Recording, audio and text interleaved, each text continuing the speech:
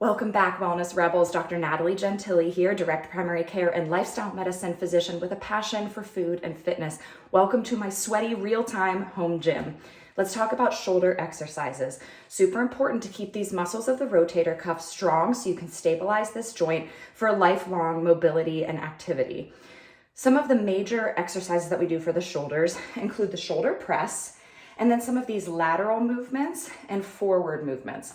Some key things to remember when it comes to shoulder exercises. When we're going to these lateral and forward movements, you want to stay just below the 90-degree angle.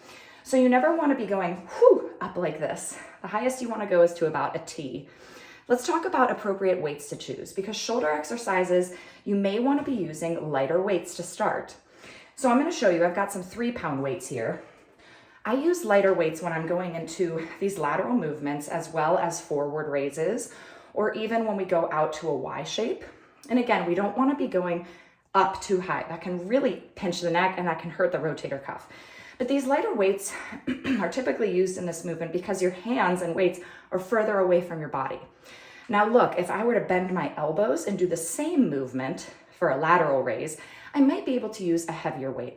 Just because you're using a heavier weight doesn't mean that that's better.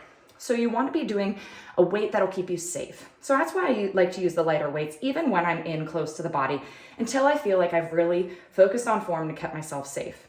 But what about shoulder presses? So I'm going to a heavier weight here. These are 10 pounds, for example.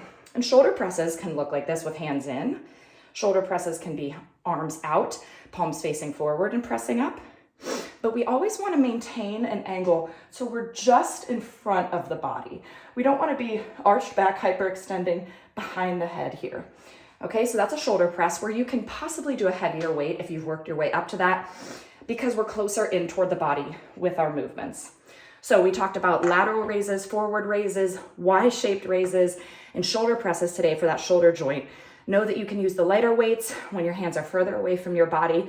You can maybe move up to a heavier weight when you're closer in for the presses, but always remember, stay safe, start low, go slow. Thanks for showing up for you and for coming to my home gym with me. Take care.